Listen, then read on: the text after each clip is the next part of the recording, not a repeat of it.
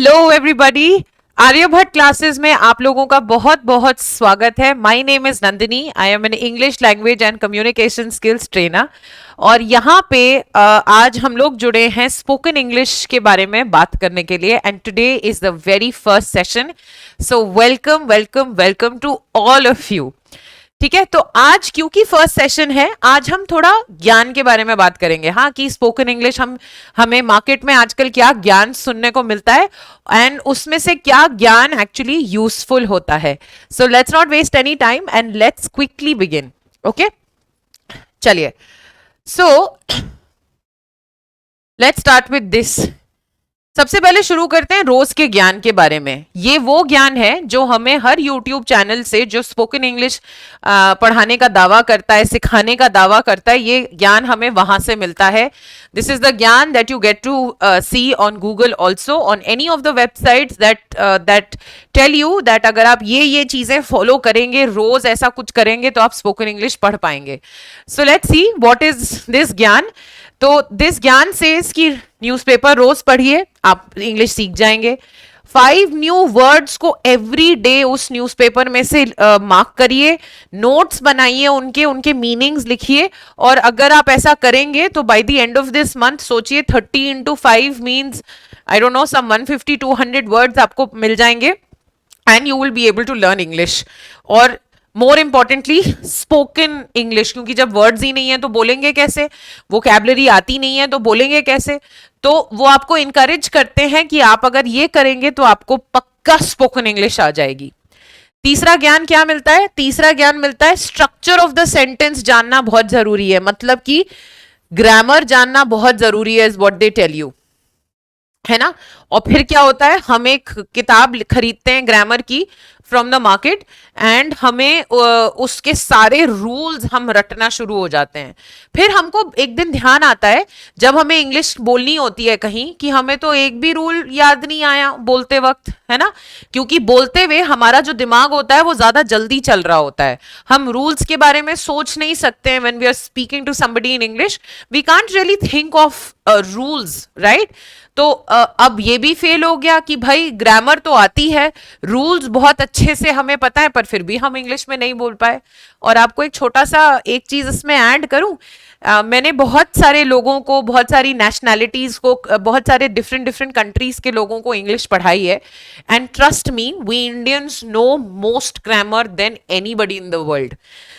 ये बात सच है कि हमें जितनी ग्रामर आती है उतना देश इस वर्ल्ड में किसी को ग्रामर नहीं आती होगी। Yet when it comes to spoken English we lag behind, and that is that proves that only learning grammar will not help you with spoken English. And then it says watch English movies or listen to English songs. अब आई don't know whether this helps और not, but अब इसमें क्या होता है, पहले तो समझ में नहीं आता है। अब वॉच इंग्लिश मूवीज में सबसे बड़ी प्रॉब्लम क्या होती है, वॉच इंग्लिश मूवीज में लोग ये समझते हैं कि अगर हम इंग्लिश मूवी को हिंदी डब्ड वर्जन देखेंगे तो भी हमें आ जाएगी, गई भैंस पानी में नहीं आएगी ऐसे। दूसरी प्रॉब्लम क्या आ सकती है, when you listen to English songs और when you watch English movies we tend to pick up on things that are we tend to pick up slangs more than the actual language, right? और slangs अगर हमने पहले pickup कर लिए, I want do this, I gonna do this, आई गॉटचा, अगर हमने वो चीज पहले पिकअप कर ली तो हम स्पोकन इंग्लिश नहीं पिकअप कर पाएंगे। और अगर हमने एक्चुअल स्पोकन इंग्लिश नहीं पिकअप करी, if you speak like this in an interview, I want do this and I गॉटचा, ये वाली इंग्लिश अगर आपने अपने इंटरव्यूज में यूज करी तो वैसे ही सिलेक्शन नहीं होगा, वो लोग आपको बाहर निकाल देंगे। सो दिस इज, ये एक रोज का ज्ञान है जो कि हर जगह कॉपी पेस्ट होता रहता है, हर यूट्यूब वीडियो पे, हर एजुकेशनल चैनल पे जो ये दावा करता है कि आपको स्पोकन इंग्लिश ऐसे ही आएगी, but this is all false, it never works like this. Okay, तो हमारा जो एक्चुअल ज्ञान है, व्हाट इज द एक्चुअल ज्ञान that will help us, right. Actual ज्ञान ये कहता है कि spoken English is a product of listening, speaking, reading and writing. देखिए, आप जब भी किसी भाषा को सीखने जाते हैं, किसी भी नई भाषा को सीखने जाते हैं, LSRW करके एक बहुत इंपॉर्टेंट चीज होती है जिसको याद रखना पड़ता है. L stands for listening, S stands for speaking, R stands for reading and W stands for writing.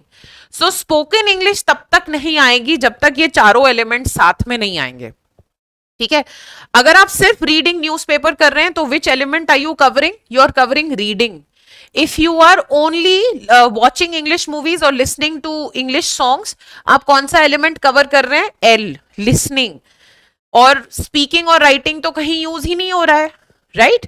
So in totality हमें ये चारों चीजें करनी पड़ेंगी अगर हमें स्पोकन इंग्लिश सीखनी है तो. क्योंकि जो हमारी मातृभाषा होती है, जैसे नॉर्थ इंडिया में अगर मैं हिंदी की बात करूं, तो जब हम पालने में थे, जब हम छोटे थे, हमने सबसे पहला वर्ड हिंदी का ही सुना था. और क्योंकि हमने पहला वर्ड हिंदी का सुना था, it is very easy for us to pick up Hindi, right? So which is why we never thought about it like that. हमने कभी ऐसा सोचा ही नहीं कि हमें हिंदी में लिसनिंग, स्पीकिंग, रीडिंग, राइटिंग चारों चीजें हमें करनी पड़ेंगी, राइट? हमने कभी नहीं सोची थी ये बात. But now when you know when we go out and we've grown up to a point where we understand that English is absolutely important for us, हम स्पोकन इंग्लिश में रह जाते हैं क्योंकि हमारे देश के बच्चे ग्रामर भी कर लेते हैं, रीडिंग भी. आप में से कितने जने ऐसे होंगे ना जो कि ये बोलते हैं कि हम रीड तो कर सकते हैं, ग्रामर भी पूरी आती है, समझ में पूरी आती है, पर बोल नहीं पाते हैं, लिख नहीं पाते हैं. क्यों? क्योंकि कभी भी भाषा को ऐसे इंटीग्रेटेड तरीके से देखा ही नहीं है, जिसकी वजह से ये समझ में भी नहीं आता कि कहाँ से शुरू करें. और जब जो हम लोग सब करते हैं, जब हमें आजकल कुछ नहीं आता, हम YouTube पे टाइप करते हैं तो हमें पता नहीं इतना सारा ज्ञान मिल जाता है कि वो किस काम का फिर, राइट? तो हमें क्या करना है कि हमें इन पांचों चीजों पे फोकस करना है to be able to understand and speak in English. Listening, speaking, reading, writing, grammar, हमें सब चीजों पे फोकस करना है.